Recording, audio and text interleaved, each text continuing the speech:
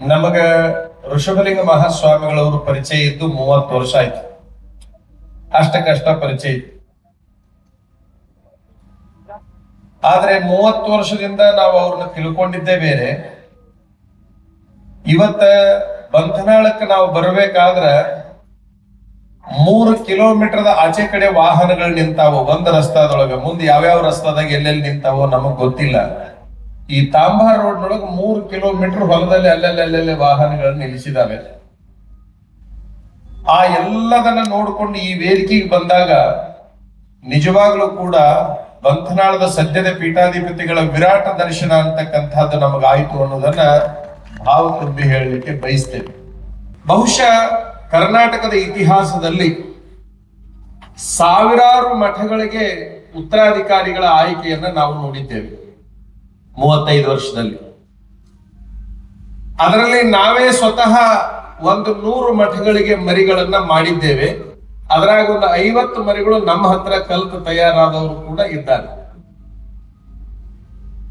ಈ ರಾಜ್ಯದ ಇತಿಹಾಸದಲ್ಲಿ ಉತ್ತರಾಧಿಕಾರಿಯನ್ನ ಹೇಗೆ ಮಾಡ್ಕೋಬೇಕು ಅನ್ನುವಂತಹದ್ದನ್ನ ಇಡೀ ಕರ್ನಾಟಕದ ಸ್ವಾಮಿಗಳಿಗೆ ಪಾಠ ಹೇಳಿದಂಗೆ ಮಾಡಿ ತೋರಿಸಿದವರು ಬಂಧನಾಳದ ಋಷಭಲಿಂಗ ಮಹಾಸ್ವಾಮಿಗಳು ಅನ್ನೋದನ್ನು ಗಮನಿಸಿದರು. 3 ದಿವಸದ ಹಿಂದೆ ನಾವಿಲ್ಲಿಗೆ ಬಂದಿವಿ. ಒಂದಿಷ್ಟು ಹಾಗೆ ಬಂದು ಹೋಗ್ಬೇಕು ಅಂತೇಳಿ ಪೂಜ್ಯರು ಹೇಳಿದ್ದಕ್ಕಾಗಿ ನೋಡ್ಲಿಕ್ಕಾಗಿ ಬಂದಾಗ ಅವರೊಂದು ಮಾತನ್ನ ಹೇಳಿದ್ರು 3 ದಿವಸದ ಹಿಂದೆ. ಇದು ಮಳೆಗಾಲ, ಬಹಳ ದೊಡ್ಡ ಪ್ರಮಾಣ ಕಾರ್ಯಕ್ರಮವನ್ನ ಹಮ್ಮಿಕೊಂಡಿದ್ದೀರಿ, ಹೇಗೆ ಅಂತ ಕೇಳಿದ್ರೆ ಬಹಳ ಒಂದು ವಿಶೇಷ ಮಾತನ್ನ ಹೇಳಿದ್ರು. ಅದು ಅಂತಿಂತವ್ರು ಹೇಳೋ ಮಾತಲ್ಲ.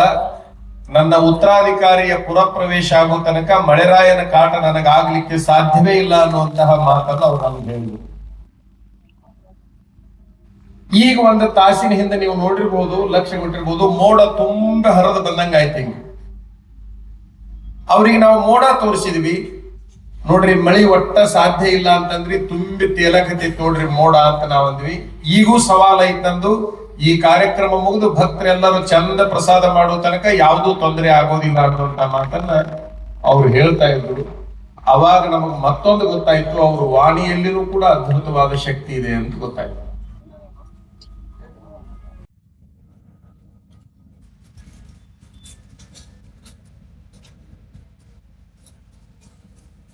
ನೀನು ಒಲಿದರೆ ಕೊರಡು ಪುನರುಹುದಯ್ಯ, ನೀನು ಒಲಿದರೆ ಬರಡು ಹಯನಾಗುವುದಯ್ಯ, ನೀನು ಒಲಿದರೆ ವಿಷವು ಅಮೃತವಾಗುವುದಯ್ಯ, ನೀನು ಒಲಿದರೆ ಸಕಲ ಪಡಿ ಪದಾರ್ಥಗಳು ಇದರಲ್ಲಿರುವುಯ್ಯ ಕೂಡಲ ಸಂಗಮ ದೇವ.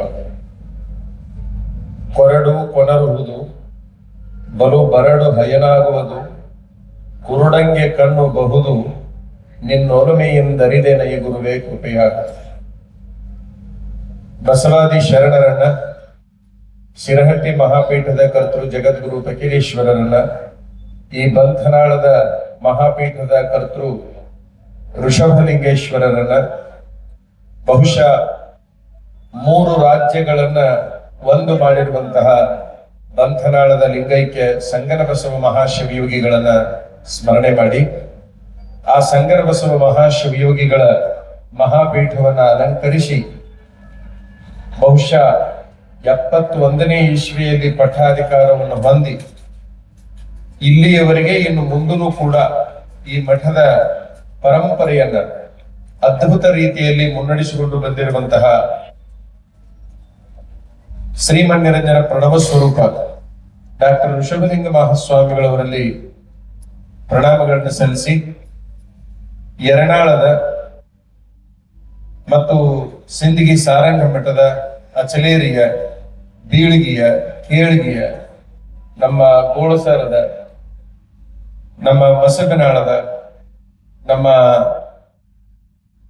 ಕುಂಟೋಜಿಯ ಎಲ್ಲ ಪರಮ ಪೂಜ್ಯರಿಗೆ ಪ್ರಣಾಮಗಳನ್ನು ಸಲ್ಲಿಸಿ, ವೇದಿಕೆ ಮೇಲೆ ವಿರಾಜಮಾನರಾದ ಎಲ್ಲ ಗೌರವಾನ್ವಿತ ಶಾಸಕರೇ, ಮಾಜಿ ಶಾಸಕರೇ ಹಾಗೂ ಬಂಧನಾಳ್ ಲಚ್ಚಾನ ಮಹಾಮಠಗಳ ಎಲ್ಲ ಪರಂಪರೆಯ ಶ್ರದ್ಧಾಳು ಸದ್ಭಕ್ತರೇ, ವರದಿಗಾರರೇ, ಮೊದಲನೆಯದಾಗಿ ನಮಗ ಋಷಭಲಿಂಗ ಮಹಾಸ್ವಾಮಿಗಳವರು ಪರಿಚಯ ಇದ್ದು 30 ವರ್ಷ ಆಯ್ತು. ಅಷ್ಟಕ್ಕಷ್ಟ ಪರಿಚಯ ಇತ್ತು. ಆದ್ರೆ 30 ವರ್ಷದಿಂದ ನಾವು ಅವ್ರನ್ನ ತಿಳ್ಕೊಂಡಿದ್ದೇ ಬೇರೆ. ಇವತ್ತ ಬಂಧನಾಳಕ್ಕೆ ನಾವು ಬರ್ಬೇಕಾದ್ರ 3 ಕಿಲೋಮೀಟರ್ ಆಚೆ ಕಡೆ ವಾಹನಗಳು ನಿಂತಾವು ಒಂದ್ ರಸ್ತಾದೊಳಗ. ಮುಂದೆ ಯಾವ್ಯಾವ ರಸ್ತಾದಾಗ ಎಲ್ಲೆಲ್ಲಿ ನಿಂತಾವೋ ನಮಗ್ ಗೊತ್ತಿಲ್ಲ. ಈ ತಾಂಬಾರ್ ರೋಡ್ ನೊಳಗ 3 ಕಿಲೋಮೀಟರ್ ಹೊಲದಲ್ಲಿ ಅಲ್ಲೆಲ್ಲೆಲ್ಲೆಲ್ಲಿ ವಾಹನಗಳನ್ನ ನಿಲ್ಲಿಸಿದಾವೆ. ಆ ಎಲ್ಲದನ್ನ ನೋಡ್ಕೊಂಡು ಈ ವೇದಿಕೆಗೆ ಬಂದಾಗ ನಿಜವಾಗ್ಲೂ ಕೂಡ ಬಂಧನಾಳದ ಸದ್ಯದ ಪೀಠಾಧಿಪತಿಗಳ ವಿರಾಟ ದರ್ಶನ ಅಂತಕ್ಕಂಥದ್ದು ನಮಗಾಯ್ತು ಅನ್ನೋದನ್ನ ಭಾವ ತುಂಬಿ ಹೇಳಲಿಕ್ಕೆ ಬಯಸ್ತೇವೆ. 3 ದಿವಸದ ಹಿಂದೆ ನಾವಿಲ್ಲಿಗೆ ಬಂದಿವಿ. ಒಂದಿಷ್ಟು ಹಾಗೆ ಬಂದು ಹೋಗ್ಬೇಕು ಅಂತೇಳಿ ಪೂಜ್ಯರು ಹೇಳಿದ್ದಕ್ಕಾಗಿ ನೋಡ್ಲಿಕ್ಕಾಗಿ ಬಂದಾಗ ಅವರೊಂದು ಮಾತನ್ನ ಹೇಳಿದ್ರು 3 ದಿವಸದ ಹಿಂದೆ. ಇದು ಮಳೆಗಾಲ, ಬಹಳ ದೊಡ್ಡ ಪ್ರಮಾಣ ಕಾರ್ಯಕ್ರಮವನ್ನ ಹಮ್ಮಿಕೊಂಡಿದ್ದೀರಿ, ಹೇಗೆ ಅಂತ ಕೇಳಿದ್ರೆ ಬಹಳ ಒಂದು ವಿಶೇಷ ಮಾತನ್ನ ಹೇಳಿದ್ರು. ಅದು ಅಂತಿಂತವ್ರು ಹೇಳೋ ಮಾತಲ್ಲ. ನನ್ನ ಉತ್ತರಾಧಿಕಾರಿಯ ಪುರಪ್ರವೇಶ ಆಗೋ ತನಕ ಮಳೆರಾಯನ ಕಾಟ ನನಗಾಗ್ಲಿಕ್ಕೆ ಸಾಧ್ಯವೇ ಇಲ್ಲ ಅನ್ನುವಂತಹ ಮಾತನ್ನ ಅವ್ರು ನಮ್ಗೆ ಹೇಳಿದ್ರು. ಈಗ ಒಂದು ತಾಸಿನ ಹಿಂದೆ ನೀವು ನೋಡಿರ್ಬೋದು, ಲಕ್ಷ್ಯ ಕೊಟ್ಟಿರ್ಬೋದು, ಮೋಡ ತುಂಬ ಹರಿದು ಬಂದಂಗ ಆಯ್ತು. ಹಿಂಗೆ ಅವ್ರಿಗೆ ನಾವು ಮೋಡ ತೋರಿಸಿದ್ವಿ, ನೋಡ್ರಿ ಮಳಿ ಒಟ್ಟ ಸಾಧ್ಯ ಇಲ್ಲ ಅಂತಂದ್ರಿ, ತುಂಬಿ ತೇಲಕತೈತಿ ನೋಡ್ರಿ ಮೋಡ ಅಂತ ನಾವ್ ಅಂದ್ವಿ. ಈಗೂ ಸವಾಲ ಐತಂದು ಈ ಕಾರ್ಯಕ್ರಮ ಮುಗಿದು ಭಕ್ತರೆಲ್ಲರೂ ಚಂದ ಪ್ರಸಾದ ಮಾಡೋ ತನಕ ಯಾವುದೂ ತೊಂದರೆ ಆಗೋದಿಲ್ಲ ಅನ್ನುವಂತ ಮಾತನ್ನ ಅವ್ರು ಹೇಳ್ತಾ ಇದ್ರು. ಅವಾಗ ನಮಗ್ ಮತ್ತೊಂದು ಗೊತ್ತಾಯ್ತು, ಅವ್ರ ವಾಣಿಯಲ್ಲಿನೂ ಕೂಡ ಅದ್ಭುತವಾದ ಶಕ್ತಿ ಇದೆ ಅಂತ ಗೊತ್ತಾಯ್ತು.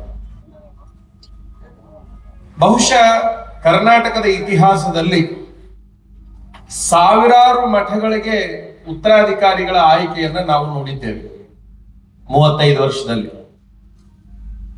ಅದರಲ್ಲಿ ನಾವೇ ಸ್ವತಃ 100 ಮಠಗಳಿಗೆ ಮರಿಗಳನ್ನ ಮಾಡಿದ್ದೇವೆ. ಅದರಾಗ ಒಂದು 50 ಮರಿಗಳು ನಮ್ಮ ಹತ್ರ ಕಲ್ತು ತಯಾರಾದವರು ಕೂಡ ಇದ್ದಾರೆ.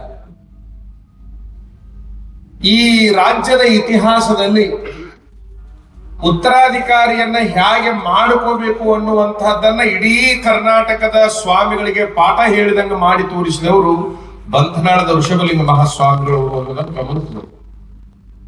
ಇವತ್ತೇನಿದು ಪುರಪ್ರವೇಶ ಕಾರ್ಯಕ್ರಮ ಆಯ್ತಲ್ಲ, ಇಂತಹ ಕಾರ್ಯಕ್ರಮ ಪಟ್ಟಾಧಿಕಾರ ಸಹಿತ ಆಗೋದಿಲ್ಲ ಎಷ್ಟೋ ಕಡೆ. ಇದು ಎಲ್ಲಾ ಸ್ವಾಮೀಜಿ ಅವರಿಗೆ ಗೊತ್ತು. ಎಲ್ಲರ ತಲೆ ಒಳಗೆ ಒಂದು ಬಂತು, ಬಹುಶಃ ಭಕ್ತ, ಮಹೇಶ, ಪ್ರಸಾದಿ, ಪ್ರಾಣಲಿಂಗಿ, ಶರಣ, ಐಕ್ಯ ಈ 6 ಸ್ಥಳಗಳನ್ನ ಹಾಕಿ 2 ಕುರ್ಚೆ ಇಟ್ಟು ಬಿಟ್ಟಿದ್ರೆ ಪಠನೂ ಆಗಿ ಹೋಗ್ತಿತ್ತಲ್ಲ ಅನ್ನುವಂತಹ ಮಾತನ್ನು ಹೇಳುವಷ್ಟರ ಮಟ್ಟಿಗೆ ಈ ಪುರಪ್ರವೇಶದ ಕಾರ್ಯಕ್ರಮ ಅಂತಕ್ಕಂಥದ್ದು ಆಯ್ತು. ಈ ಉತ್ತರಾಧಿಕಾರಿಯನ್ನ ಆಯ್ಕೆ ಮಾಡಬೇಕಾದ್ರೆ ಪರಮ ಪೂಜ್ಯರು ನಮ್ಮೊಂದಿಗೆ ಚರ್ಚೆ ಮಾಡಿದ್ದು 1.5 ವರ್ಷಗಳ ಹಿಂದೆ.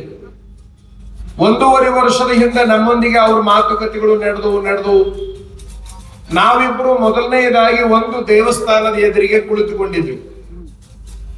ಆ ದೇವಸ್ಥಾನದ ಎದುರಿಗೆ ಕುಳಿತುಕೊಂಡಂತಹ ಸಂದರ್ಭದಲ್ಲಿ ಅವರು ಉತ್ತರಾಧಿಕಾರಿಯನ್ನ ಮಾಡಿಕೊಳ್ಳುವ ವಿಚಾರವನ್ನ ನಮ್ಮ ಮುಂದೆ ಇಟ್ಟು, ಜೊತೆಗೆ ನಿಮ್ಮ ಹತ್ರ ಇರುವ ಮರದೇವರನ್ನ ಕೊಡಬೇಕು ಅನ್ನುವಂತಹ ಮಾತನ್ನ ನಮ್ಗೆ ಹೇಳಿದ್ರು. ಅದು ನಮ್ಮ ಮರಿ ಅಲ್ಲ, ನಮ್ಮ ಬೀಳಿಗೆ ಸ್ವಾಮಿಗಳು ಚಂದ ಓದಿಸಿದ್ರು. ನನ್ನ ಮಠಕ್ಕೆ ದೊಡ್ಡ ಪ್ರಮಾಣ ನಿಮ್ಮಂಗ ಮಾಡಿ ಕೊಡ್ರಿ ಅಂತೇಳಿ ಬಿಟ್ಟಾರ್ರಿ ಅಂತ ಒಂದು ಮಾತನ್ನ ನಾನು ಹೇಳಿದೆ. ಬಹಳ ವಿಶೇಷ ಅಂದ್ರೆ ಹಿಂದೆ ರಾಜ ಮಹಾರಾಜರು ತಾವು ಮನಸ್ಸು ಮಾಡಿದ ಕನ್ಯೆ ಅದು ಯಾರ ಮನಿದ್ರ ಇರ್ಲಿ ಅದನ್ನು ತಗೊಂಡು ಬಂದು ತಾಳಿ ಕಟ್ತಿದ್ರಂತ ನಾವು ಇತಿಹಾಸ ಓದಿದ್ವಿ. ಆದ್ರೆ ಇವತ್ತು ಧಾರ್ಮಿಕ ಒಂದು ಪಠ ಅಂತಕ್ಕಂಥ ತಾಳಿಯನ್ನ ಕಟ್ಲಿಕ್ಕೆ ಈ ಸ್ವಾಮಿಗಳು ಮನಸ್ಸು ಮಾಡಿ ಅವರು ಬಿಟ್ಟಿರುವಂತಹ, ನಾವು ತಯಾರು ಮಾಡಿರುವಂತಹ ಮರಿಯನ್ನ ನಿರಾಯಾಸವಾಗಿ ಬಂಧನಾಳಕ್ಕೆ ತಗೊಂಡು ಬಂದು ಇಟ್ಟಿದ್ದಾರೆ. ನಾವಿಬ್ರು ಸಂತೋಷದಿಂದ ಬಿಟ್ಟು ಕೊಟ್ಟಿದ್ದೇವೆ ಅನ್ನುವಂತಹ ಮಾತನ್ನು ಈ ಸಂದರ್ಭದಲ್ಲಿ ಹೇಳಲಿಕ್ಕೆ ಬಯಸ್ತೇವೆ. ಬೀಳಿಗೆ ಸ್ವಾಮಿಗಳಿಗೆ ಸ್ವಲ್ಪ ಕಷ್ಟ ಆಗಿದೆ. ಅವ್ರ ಮಣ್ಣಂದ್ರೆ ಒಂದು ಮಾತಂದ್ರು, ಚಂದ ತಯಾರು ಮಾಡಿ ನನಗೆ ಕೊಡ್ರಿ ಅಂತಂದ್ರ ನೀವು ಚಂದ ತಯಾರು ಮಾಡಿ ಬಂಧನಾಳ ಮಠಕ್ಕೆ ಕೊಟ್ರಿ ಅಲ್ರಿ ನೀವಂತ ಸ್ವಾಮಿಗಳು ಅಂತ ಬೇಯಿದ್ರು ಅವ್ರು. ಅವಾಗ ನಾವು ಅವ್ರಿಗೆ ಹೇಳಿದ್ವಿ, ಅವ್ರ ಬೈಸ್ಯಾರ, ಸಂಗನ ಬಸವನ ಜಾಗಕ್ಕೆ ಸಂಗನ ಬಸವ ಹೊರಟಿದ್ದಾನೆ, ನಿಮ್ಮ ಬೀಳಿಗೆ ಮಠಕ್ಕೆ ಯಾವುದೇ ತೊಂದರೆ ಆಗಲಾರ್ದಂಗೆ ನಾವು ನೋಡ್ಕೊಳ್ತೀವಿ, ನಮ್ಮ ನಂಬ್ರಿ ಅನ್ನುವಂತಹ ಆಶ್ವಾಸನೆಯನ್ನ ಆ ಸ್ವಾಮಿಗಳಿಗೆ ಕೊಟ್ಟ ಮೇಲೆ ಅವರು ಸುಮ್ಮನೆ ಆಗಿದ್ದಾರೆ. ಇನ್ನೊಂದು ಬಹಳ ವಿಶೇಷ ಅಂದ್ರ ಇವತ್ತು ವಾರ ಯಾವ್ದ್ರಿ? ಗುರುವಾರ. ಜಾಗ ಯಾವುದು? ಗುರುವಿನ. ಗುರುವಿನ ಜಾಗಕ್ಕೆ ಗುರುವಾರ, ಅದು ರಾಜಯೋಗದೊಳಗೆ ಒಬ್ಬ ಉತ್ತರಾಧಿಕಾರಿ ಪ್ರವೇಶ ಆಗೈತಲ್ಲ, ಈ ಬಂಧನಾಳದ ಗತವೈಭವ ಮತ್ತೆ ಪ್ರಾರಂಭ ಆಗ್ತದೆ ಅನ್ನುವಂತಹ ಮಾತನ್ನು ಈ ಸಂದರ್ಭದಲ್ಲಿ ನಾವು ಹೇಳಲಿಕ್ಕೆ ಬಯಸ್ತೇವೆ. ಈ ಉತ್ತರಾಧಿಕಾರದ ಪ್ರಕ್ರಿಯೆ ಹಂಗೆ ನಡೆದಂಗೆಲ್ಲ ನಮ್ಮ ಯರ್ನಾಳದ ಸ್ವಾಮೀಜಿಯವರು ಇಬ್ರು ಸೇರಿಕೊಂಡ್ರು. ಬಂಧನಾಳದ ಸ್ವಾಮೀಜಿಯವರು, ಯರ್ನಾಳದ ಸ್ವಾಮೀಜಿಯವರು, ಅವ್ರು ಎರಡು ಮಠಗಳು ಸಂಬಂಧ. ನಾವು ಯರ್ನಾಳದ ಸ್ವಾಮೀಜಿಯವ್ರಿಗೆ ಕೇಳಿದ್ವಿ, ಯಾವುದೇ ಪರಿಸ್ಥಿತಿ ಒಳಗ ಉತ್ತರಾಧಿಕಾರದ ಪ್ರಕ್ರಿಯೆಯಲ್ಲಿ ನೀವು ಗಟ್ಟಿಯಾಗಿ ನಿಲ್ತೀರೇನು, ನೀವು ನಿಲ್ಲೋದಾದ್ರೆ ಮಾತ್ರ ನಾವು ಅದರ ಬಗ್ಗೆ ವಿಚಾರ ಮಾಡ್ತೀವಿ ಅಂತ ಒಂದು ಮಾತನ್ನ ಹೇಳಿದಾಗ, ಹುಬ್ಬಳ್ಳಿಯ ಒಂದು ಸುಂದರವಾದ ಸ್ಥಳದಲ್ಲಿ ಅವರು ನಮಗೆ ಮಾತು ಕೊಟ್ಟರು. ನೀವು ಮರಿ ಕೊಡ್ರಿ, ಅದು ಏನು ಬಂದ್ರು ನಾನ್ ನೋಡ್ಕೋತೀನಿ ಅನ್ನುವಂತಹ ಮಾತನ್ನ ಅವರು ಹೇಳಿದ್ರು. ಆ ಪ್ರಕಾರ ಅವರು ಇಲ್ಲಿ ತನಕ ನಡ್ಕೊಂಡಿದ್ದಾರೆ. ನುಡಿದಂಗೆ ನಡೆದಂತಹ ಕೀರ್ತಿ ನಮ್ಮ ಯರ್ನಾಳದ ಸ್ವಾಮೀಜಿ ಅವರಿಗೆ ಸಲ್ಲುತ್ತೆ ಅಂತಕ್ಕಂಥದ್ದನ್ನು ಈ ಸಂದರ್ಭದಲ್ಲಿ ನಾವು ಹೇಳಬೇಕು. ಜೊತೆಗೆ ಬಂಧನಾಳದ ಋಷಭಲಿಂಗ ಮಹಾಸ್ವಾಮಿಗಳವರು ಬಹಳ ಜಾಣರು, ಬಹಳ ಬುದ್ಧಿಜೀವಿಗಳು, ಮಾತು ಕಡಿಮೆ, ಕೆಲಸ ಬಹಳ ಶಿಸ್ತಿನಿಂದ ಕೂಡಿರ್ತದೆ.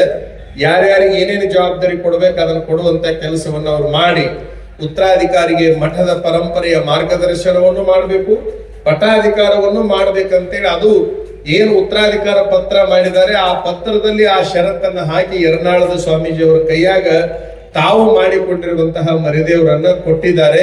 ಪಟ್ಟಾಧಿಕಾರ ಮಾಡುವ ಜವಾಬ್ದಾರಿಯನ್ನ ಯರ್ನಾಳದ ಸ್ವಾಮೀಜಿಯವರಿಗೆ ಕೊಟ್ಟಿದ್ದಾರೆ.